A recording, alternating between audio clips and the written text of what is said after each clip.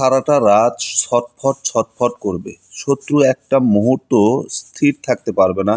শত্রু কখনোই সে ভালো থাকতে পারবে না। দেশ ও প্রবাস থেকে কালো জাদু তন্ত্রমন্ত্র এসকে চ্যানেলটি এই মুহূর্তে যারা দেখছেন সকলকে জানাই আন্তরিক প্রীতি ও শুভেচ্ছা, আন্তরিক ভালোবাসা জানিয়ে আজকে আপনাদের মাঝে নিয়ে আসলাম শত্রু ছটফট করতে থাকবে এমন একটি তকবির, এমন একটি নকশা, এমন একটি বিষয় নিয়ে আজকে কথা বলবো। এই যে নকশাটা আপনারা দেখছেন, এই নকশাটার দ্বারা আপনি শত্রুকে শাস্তি দিতে পারবেন। শত্রুকে শাস্তি দিতে পারবেন। কোন শত্রুকে শাস্তি দিবেন? যে শত্রু সর্বদাই সর্বক্ষণ সর্ব অবস্থায় আপনাকে কষ্ট দেয়, আপনাকে মানসিক যন্ত্রণা দেয়, আপনাকে মানসিক অশান্তি দেয়। এই শত্রুকে সারাটা রাত ধরে তাকে কষ্ট দিতে থাকবেন, তাকে যন্ত্রণা দিতে থাকবেন, তাকে মানসিক চাপের ভিতর রাখবেন। ঠিক আছে? দেশ ও দেশের বাইরে থেকে কালো জাদু তন্ত্রমন্ত্র এসকে চ্যানেলটি এই মুহূর্তে যারা দেখছেন সকলকে জানাই আন্তরিক প্রীতি ও শুভেচ্ছা। ভিডিওর শুরুতে জাতিগতভাবে প্রত্যেকটা মমিন মুসলমান ভাই বোনদেরকে জানাই সালাম, আসসালামু আলাইকুম। হিন্দু দাদা দিদির প্রতি আদাব, অন্যান্য সকল ধর্মের প্রতি আন্তরিক প্রীতি ও শুভেচ্ছা, ভালোবাসা, অভিনন্দন জানিয়ে আজকে আপনাদের সামনে নিয়ে আসলাম শত্রুকে শাস্তি দেওয়ার জন্য একটি আমল নিয়ে কথা বলবো, একটি নকশা নিয়ে কথা বলবো, যে নকশার মাধ্যমে আপনারা খুব সহজে শত্রুকে শাস্তি দিতে পারবেন। জি বন্ধু, এই যে আজকে যে বিষয়টা নিয়ে আপনাদের সামনে আমি কথা বলছি, এটা হচ্ছে শত্রুকে শাস্তি দেওয়া বা শত্রুকে কষ্ট দেওয়া। ঠিক আছে? শত্রুকে শাস্তি দেওয়া অথবা শত্রুকে কষ্ট দেওয়া, যেটা বলেন, এই যে নকশাটা আপনাদেরকে দেখাচ্ছি, এই নকশাটার মাধ্যমে এই একটি মাত্র তাবিজ দিয়ে আপনি শত্রুকে ঘায়েল করতে পারবেন। শত্রু ছটফট করতে থাকবে, শত্রু কখনোই শান্তি পাবে না। শত্রু সর্বক্ষণ সর্ব অবস্থায় অস্থিরতা বিরাজ করবে।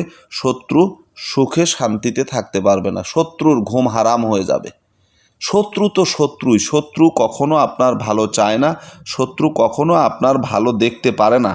এই সমস্ত শত্রুকে আপনি কিছু করতেও পারছেন না। কেন? কারণ তার অর্থ, প্রতিপত্তি, প্রভাব, ক্ষমতা, বিভিন্ন বিষয় নিয়ে সে পরিপূর্ণ। কিন্তু আপনি সাধারণ একজন মানুষ, মাজলুম একজন মানুষ, যার ফলে আপনি তার প্রতি কোনো কার্যকলাপে আপনি জয়লাভ করতে পারছেন না। এখন আপনি কি করবেন?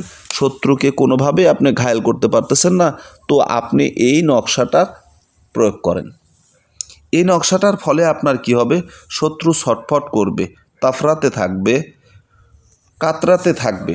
শত্রুকে ধ্বংস করার এটি একটি ভয়ঙ্কর আমল। জঘন্য কোনো শত্রু ছাড়া এই আমল করবেন না। ঠিক আছে? আর সামান্য ঝগড়া বিবাদে সন্দেহমূলক বা হিংসামূলক এই আমল করবেন না। করলে নিজের ক্ষতি হওয়ার সম্ভাবনা রয়েছে। 100% নিজের ক্ষতি হবে।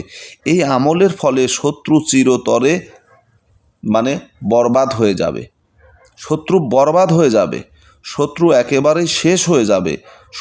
শত্রুতা ছেড়ে বাধ্য হবে আপনার প্রতি সে অনুগত স্বীকার করতে। আপনার প্রতি সে দাসত্ব স্বীকার করবে। আপনাকে দেখলে যমের মতো ভয় করবে। মানুষ যেমন বাঘ সিংহর সামনে পড়লে যেমন ছোট হয়ে যায়, আপনার ওই অবস্থা হয়ে যাবে শত্রুর। ঠিক আছে? এখন আমরা তো বাস্তবে বাঘের সামনে পড়িনি কখনো, যে বাঘ আমাকে ধরতে আসলো বা সিংহ আমাকে ধরতে আসলো। একটা সাধারণ কথা বলি, যারা সাপ দেখেছেন, একটা সাপ, সেটা বিষধর হোক বা সে নির্বিষ, সাপ দেখলেই কিন্তু মানুষ ভয় পায়। তো এই যে নকশাটা আপনাদেরকে দিলাম, আমি নিয়মটা এখানে দিয়ে দিয়েছি, বাংলা করে নিয়ম লেখা আছে। আপনারা এই আমলটা করবেন। যদি সহি সালামতে আমলটা করতে পারেন, তাহলে শত্রু আপনার কাছে নত হবে। আমলটা করবেন কিবারে? শনিবার, মঙ্গলবার দুপুর বেলা এই আমলটা করবেন। পাক পবিত্র হয়ে নির্জন স্থানে জায়নামাজে বসে শত্রু দমনের নিয়ত করে এই আমলটা করবেন। তো আশা করি বুঝতে পেরেছেন। ভালো থাকুন, সুস্থ থাকুন। চ্যানেলে নতুন হলে চ্যানেলটা সাবস্ক্রাইব করবেন। আল্লাহ হাফেজ।